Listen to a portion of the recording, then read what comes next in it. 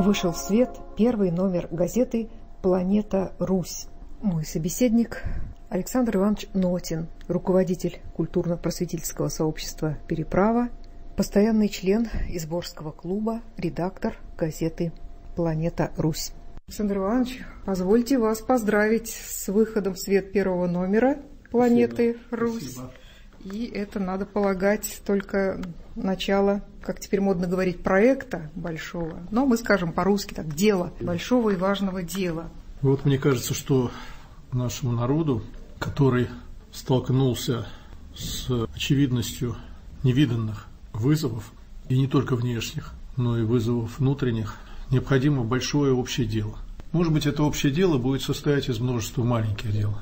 Но Господь говорит нам: кто со мной не собирает, тот расточает. И эту фразу надо читать буквально и понимать ее буквально. И очевидно, что те вызовы, испытания, риски, которые нависли над Россией, они имеют глубинный внутренний сакральный смысл. И смысл этот состоит в том, чтобы мы, с одной стороны, осознали, что такое новая война, и поняли, что эта война прежде всего духовная, а с другой стороны, научились пользоваться вполне теми средствами ведения этой особой духовной войны, которые нам предоставляет Евангелие. И эти средства, они вполне достаточны. Это вера, это молитва, это терпение, несение скорбей друг друга, это сокрушение по своему душевно-духовному здоровью. Каждый человек имеет повод посокрушаться на этот счет.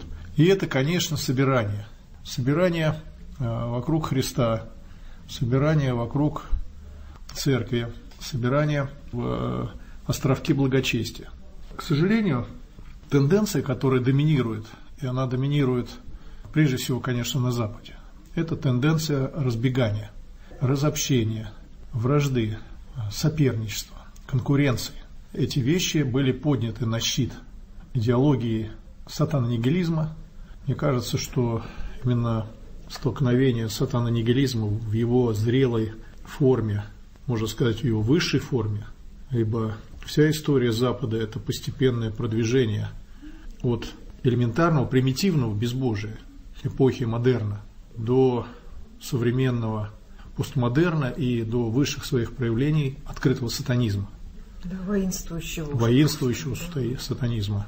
И оказывается, центр противостояния этому духовному излиянию зла, который, как и предсказывали, кстати говоря, святые отцы, произойдет в последние времена, и преисподняя изольется на поверхность земли, и произойдет прямое столкновение уже духов злобы поднебесной с остатками силами света и добра, остатками веры Христовой, которая, конечно, сконцентрирована в России.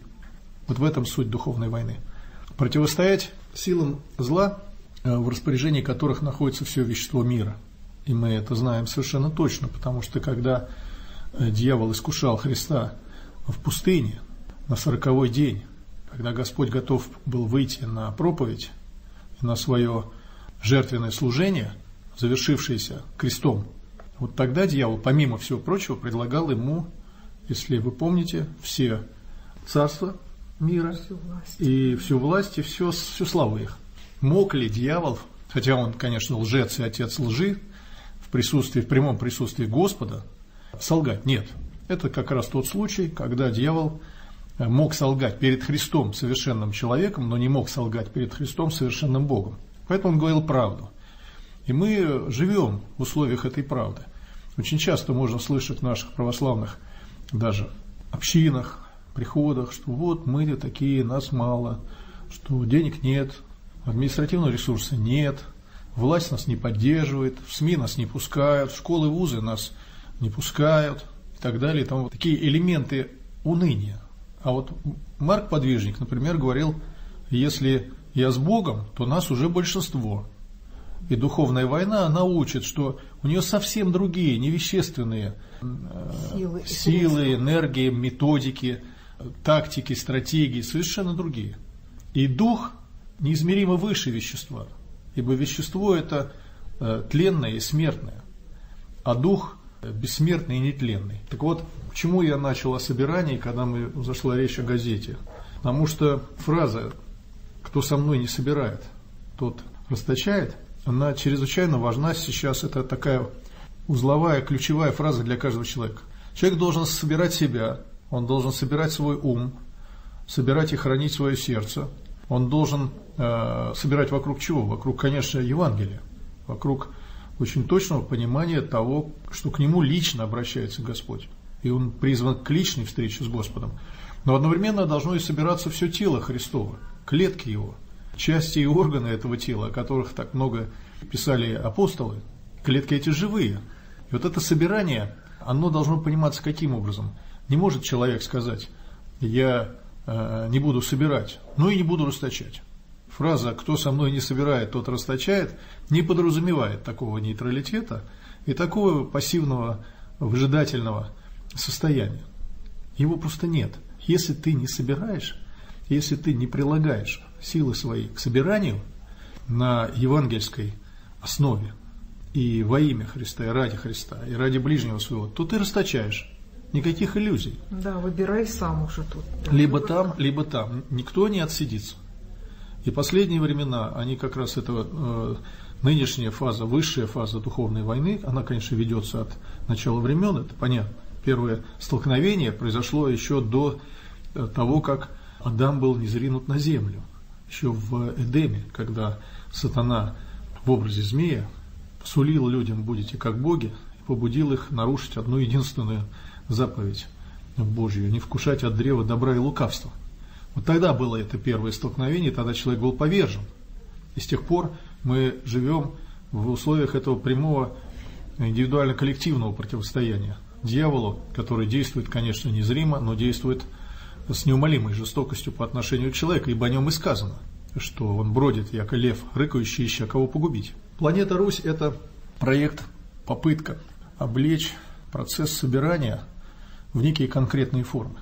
То есть, чтобы это было не абстрактный призыв: давайте собирать. Что будем собирать? Грибы будем собирать? Или металлолом? Нет. Давайте собирать русский мир. Вот идея планеты Русь – это собирание русского мира. Собирание, конечно, по нашим силам. Мы пока, может быть, на большие труды и подвиги не способны, но немножко можем сделать. А что значит немножко? В свое время мы в 2007 году, по-моему, я уже рассказывал на одной из передач Радонежа о том, что мы с Александром Андреевичем Прохановым затеяли такой необычный, прямо скажу, для нас самих проект, как строительство священного холма под Изборском. Случайно нашли место, как-то все быстро и здорово получилось. Вот, не без скорбей, но в целом все получилось. И уже в 2007 году, в сентябре, этот холм был освящен владыкой и епископом тогда еще Псковским и Великолукским Евсевием. Это произошло 27 сентября 2007 года, на день крестовоздвижения. Тогда же прилетел этот чудесный аист, который посидел на кресте немножко, посмотрел на толпу, там было 1000 человек. Это вот он у вас на эмблеме теперь, да? Да, он теперь на эмблеме у нас. Он потом прыгнул в толпу и стал ходить в толпе. Вот мы с вами до записи говорили о Курбатове, вот он как раз стояли мы втроем, немножко в сторонке, а аист счел необходимым подойти к нам. Подошел к нам, у меня есть фотография, где он стоит в метре от ноги. Хотя это дикая птица. Абсолютно, и к тому же они в это время уже должны были улететь из Пскова. Но вот он почему-то задержался и ходил, и подошел к нам. И Валентин Яковлевич даже попытался его покормить яблоком, но аисту эта идея не понравилась, он зашипел на Курбатова. Проханов смеялся, и все было здорово, мы ничего не поняли тогда. Но мы поняли позже, когда в 2012 году здесь же, на холме, началось официальное празднование 1150-летия государства российского, это было 6 сентября. Потом там же на холме возник Изборский клуб, вот это державно-патриотическое сообщество экспертное, которое очень серьезно влияет сейчас на мировоззрение Путина, даже на политику Кремля и так далее. Это такая, знаете, опорная структура. Потому что раньше была монополия Валдайского клуба, сейчас хотя бы хоть какое-то равновесное состояние. Вот. И, наконец, в 2014 году, в прошлом году, мы в начале сентября привезли туда крымские земли. И вот эти крымские земли, когда мы внесли, и над холмом, уже вместе с часовней же там теперь еще Державной Божией Матери, пролетел наш стратегический ракетоносец Ту-95 МС с ядерным оружием на борту, он пролетел. И летчик позже, когда к нам приехал, в Плесков, он рассказал, что они должны были очень точно определить военные нулевые координаты этого места, этого холма, чтобы мимо не проскочить, там в 10-15 километрах Эстония, НАТО. Они эту точку определили, она называется на военных картах как начало земли русской. Вот это совершенно нас, конечно, поразило в самое сердце, потому что... по коже, да? Да, потому что мы действительно совершенно случайно с Прохановым выбрали это место. Мы ехали в машине, машины стали разворачиваться в этом месте, машина заглохла, и мы увидели этот пригорочек небольшой, который потом стал большим вот этим вот из каменных глыб холмом, увенчанным Голгофой 10-метровой, 4-тонной, еле-еле ее поставили тогда. И вот сейчас туда собираются земли русского мира. Вот с 2007 года началось собирание русских земель. Мы еще это все делали как бы в тумане. Неосознанно, да. Ну, как вот по интуиции, по какой-то. Ну, Господь, Он же видит то, чего мы не видим. Апостол Павел говорит: видите мир гадательно, как бы сквозь мутное стекло. Вот это ровно о нас. С Александром Андреевичем мы не понимали, да, мы чувствовали что-то, но не понимали. Так же, как и сама идея этого проекта, она зародилась как-то очень спонтанно. Тем не менее, попали прямо в точку начала русского мира, и с тех пор идет процесс собирания. Когда мы принесли крымские земли в прошлом году, возникла идея, почему не масштабировать это все? Почему вот это бессистемное собирание, ну, системно, бессистемно, но туда, вообще говоря, уже привезены земли, это только известные земли, которые мы знаем, откуда они. Это щепотка земли, там спичный коробок. И она высыпается просто свободно между камней этих глыб, вот в этот мощевик русского мира, этот памятник русскому миру, это не памятник русской какой-то отдельной судьбе, даже самой героической, самой выдающейся. Это не память русскому событию, Куликовской битве или там это. Это памятник всему русскому миру, всем событиям и всем судьбам сразу. Вот так он, собственно, и был изначально задуман. И вот туда стекаются земли, конечно, всякие земли. Там есть земли иерусалимские, есть земли, например, с места, где родился князь Владимир Красносолнышко в Псковской области, он же. Место, где княгиня Ольга перевозила князя Игоря, место, где погиб Александр Матросов. И, конечно, из других регионов привозились героические земли, в том числе иерусалимские земли, там есть земной путь Христа с различных мест. Есть земли канадские, есть земли американские с могилы Серафима Роуза и Германа Аляскинского, есть лунный грунт есть там. И даже Челенгаров лично привез и внес в основание холма землю, которую они подняли с 5000 метров с глубины Ледовитого океана, с русского Северного полюса, куда они ныряли на батискафе Мир-1. Так вот, вот эти все земли так струйками, они с капельками как-то стекались на протяжении длительного времени. А в 2007 году, когда принесли туда еще и крымские, и новоросские земли, там очень много земель, которые просто никак не означены. И вот, скажем, книга, мы ведем книгу «Приношение земель». Она, кстати, ведется и в Изборском музее-заповеднике тоже. И холм сейчас входит в состав маршрутов Изборского музея-заповедника. В книге «Приношение земель», ну, наверное, дай бог, 1/3. Хотя это около 500 точек на планете Земля. И, кстати, заметьте, это планета Земля. Потому что русские земли, русская нога, русское рассеяние, волны этого рассеяния, они растекались, знаете, как... Вот говорят, что когда мы взорвали на Новой Земле первую ядерную бомбу, она 4 раза воздушная волна обернула мир. Вот что-то вроде этого, потому что огромное количество этих волн. Социальный взрыв такой. Да, и такое рассеяние, это буквально рассеяние, это от слова семя, да. Сеять. Русский дух рассеялся по земле, и он везде оставил свои следы, своей доблести, своего героизма, своих побед. Эти, собственно, земли мы и собираем. Конечно, самая высокая концентрация в России. И если мы себе представим карту русского рассеяния или карту русского присутствия в мире, то получится планета, вся планета испещрена этими местами. Мы подумали, а почему бы их не собрать? Почему бы не собрать эти знаки, эти вещественные следы русского присутствия в любые эпохи? От самых первых, упоминаемых в летописях, до самых последних. Не собрать сюда, вот в этот мощевик русского мира. Соответственно, возникла идея, что нам надо переходить к более масштабному, более системному, более организованному, более осмысленному собиранию русских земель. Ну, конечно, не только земель. Когда мы говорим о создании штабов в регионах, сейчас у нас там порядка 30 штабов в России, причем они создаются абсолютно спонтанно, по велению души. Вот человек хочет собирать, он говорит, я буду с вами собирать. Звонят мне ребята из Тюмени и говорят, мы вот предприниматели, мы хотели бы подключить, да ради Бога. Вот они там уже создали, или из Нижнего Новгорода тоже проявляют интерес все, и представители интеллигенции, и военнослужащие, и чиновники, и предприниматели. Мы будем тоже собирать. Что значит собирать? Предположим, там Нижний Новгород, центр России. Сколько там следов русского подвига всей эпохи, начиная от Минина и Пожарского и кончая нашим ВПК, и кончая Второй мировой войной. Да все усеяно. А суворовские походы, которые мы еще по темам иногда, по темам. То есть у нас в Краснодаре, например, суворовское движение будет организовывать по следам суворовских походов в Европу. Поедут ребята, будут собирать эти земли, будут описывать их. То есть, переход через Альпы и Сальпы. Да, на автобуске поедут, будут там лазить по этим горам и так далее. И, конечно, не сами земли нас интересуют. Нас интересуют те люди, которые будут в этом участвовать. Нас интересуют люди, которые пойдут на это служение. Даже оно маленькое, но очень важное. Потому что человек должен наклониться, что-то сделать, что-то нам написать в штаб. Как-то описать это место, фотографии какие-то прислать, видео, записи, правда ведь? Что-то сделать надо.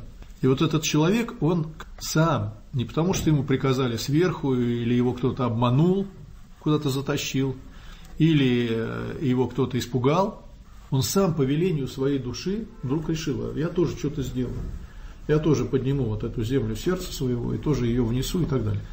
Это вот и есть то собирание, о котором мы говорим. Земли – это только внешнее выражение, это символизм.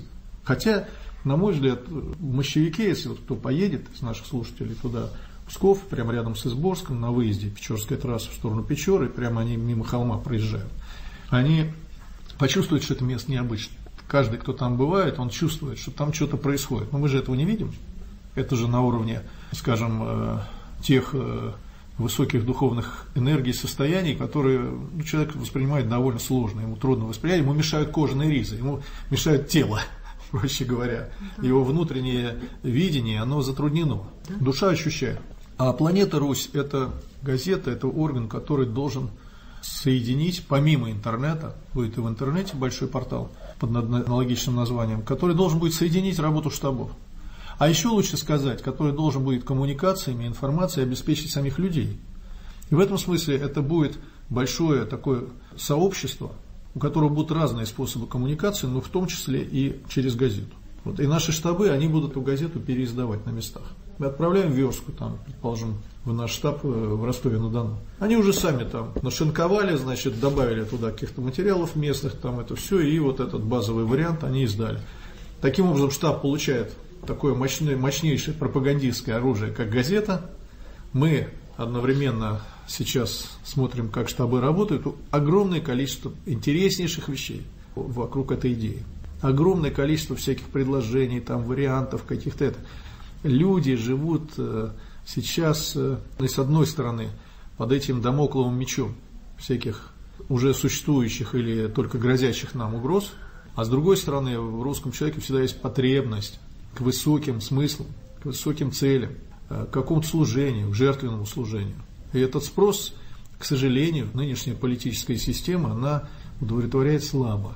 И обязательно должна возникнуть новая волна, новая форма мобилизации, по сути дела, потому что нам, русскому миру, предстоит очень серьезное испытание. Нужна мобилизация.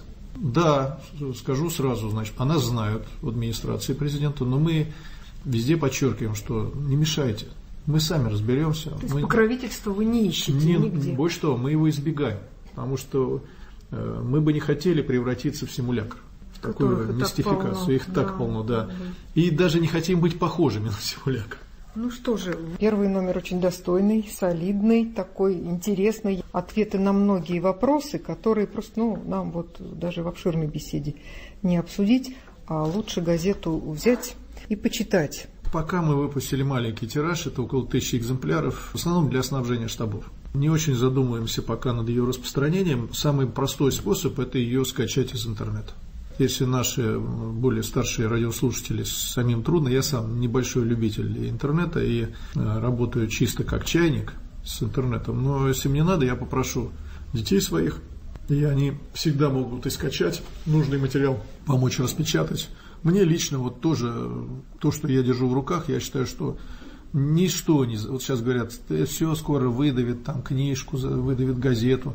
никто никого не выдавит. Это то же самое кричали про театр, то же самое про другие формы вот такого как бы телевизор все победит. Да, традиционного искусства. Да. На самом деле, я считаю, что газета или книга – это акт культуры. Пока существует понятие культуры, пока мы еще не превратились в планктон безмозглый, мы будем ценить. Мы будем хранить, мы будем читать написанное на бумаге, а не портить глаза на дисплее компьютера.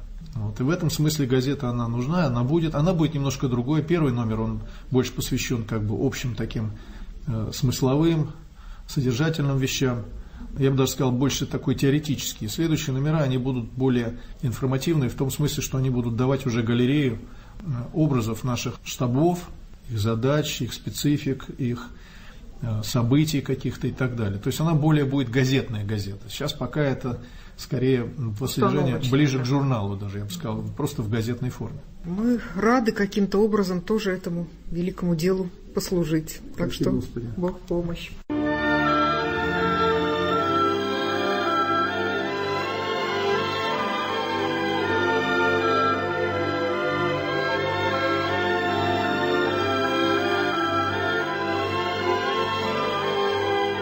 Вы слушали беседу с Александром Ивановичем Нотиным, общественным деятелем, историком, дипломатом, руководителем культурно-просветительского сообщества «Переправа», осуществляющего проект «Планета Русь».